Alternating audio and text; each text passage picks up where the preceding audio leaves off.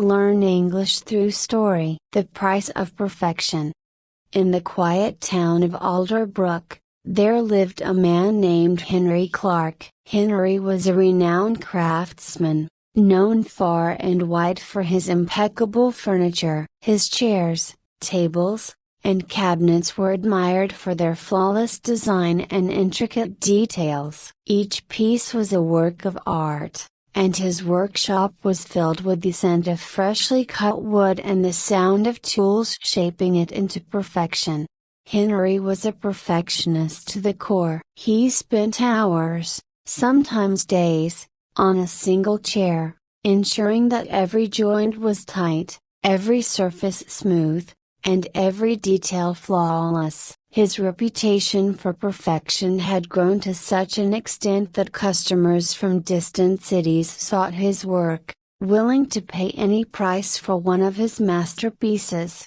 Despite his success, Henry's life was solitary. He had no family and few friends, having devoted his entire existence to his craft. The townsfolk admired his work but also found him distant and unapproachable. Henry didn't mind. He believed that his dedication to perfection required complete focus, leaving little room for anything else. One day, a wealthy merchant from the city, Mr. Green, visited Henry's workshop. The merchant wanted a grand dining table to be the centerpiece of his estate, something that would impress his guests and demonstrate his wealth and taste. He had heard of Henry's skill and was willing to pay a fortune for the table. "Mr. Clark," said Green, "I want a table that will be the envy of everyone who sees it. I've heard you are the best, and I'm willing to pay whatever it costs for perfection." Henry agreed to the commission,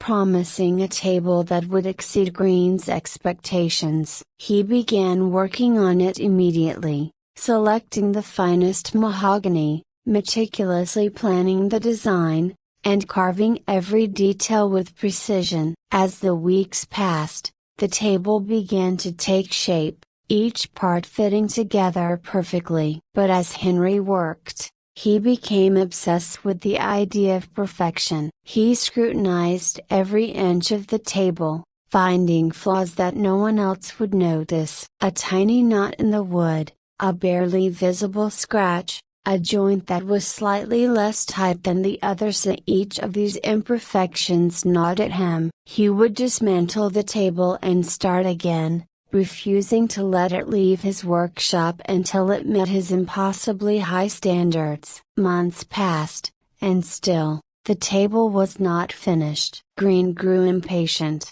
sending letters demanding to know when his table would be ready. But Henry, lost in his pursuit of perfection, ignored the merchant's pleas. He was convinced that he could make the table flawless, if only he worked a little harder, spent a little more time on it. As the year wore on, Henry's obsession consumed him. He stopped eating regularly, sleeping only a few hours each night, his mind filled with thoughts of the table. His workshop, once a place of order and beauty, became cluttered with discarded pieces of wood, unfinished carvings, and tools left where they fell. The townspeople noticed the change in Henry, whispering among themselves that he had gone mad. Finally, one night, after countless hours of work, Henry finished the table. He stepped back to admire it,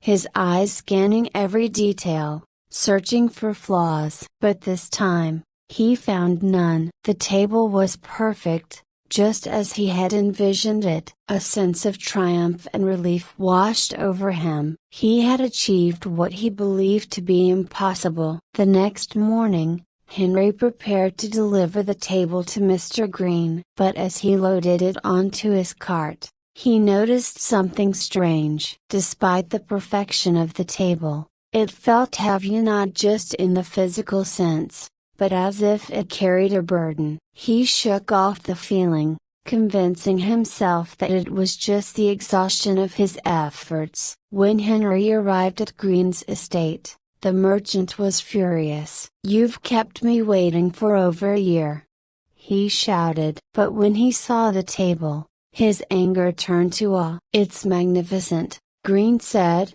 running his hands over the polished surface. "This is exactly what I wanted." Henry watched as Green's servants carried the table into the grand dining room, placing it in the center of the vast space. But instead of feeling pride, Henry felt a deep, unsettling emptiness. The perfection he had chased for so long now seemed hollow, devoid of the joy he once found in his work. Days turned into weeks, and the emptiness inside Henry grew. He no longer found satisfaction in his craft, no longer cared about the details that once consumed him. He realized that in his pursuit of perfection, he had lost something essential: his connection to the simple pleasures of life, to the community that once admired him, and to the joy that had initially drawn him to his craft.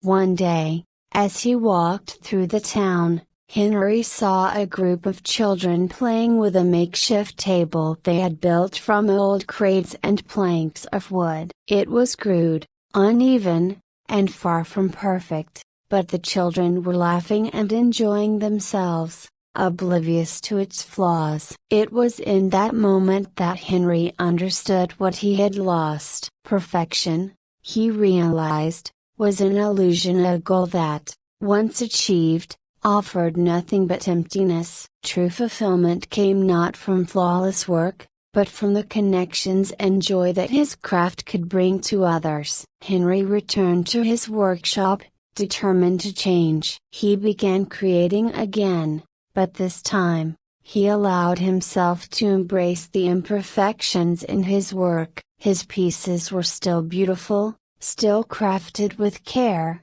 but they were no longer driven by an obsession with perfection. Instead, they were made with a newfound appreciation for the imperfections that made them unique, that made them human. As the years passed, Henry found joy in his work once more. He reconnected with the townspeople, who welcomed him back into their lives, and his reputation as a master craftsman grew not just for his skill, but for the warmth and humanity in his creations. In the end, Henry learned that the pursuit of perfection was not only unattainable but also isolating. It was in the acceptance of imperfection that he found true fulfillment, and it was this lesson that he carried with him for the rest of his days. I hope you enjoyed the story. If you enjoyed, then please like and share this video, and don't forget to subscribe our YouTube channel. Thank you for watching.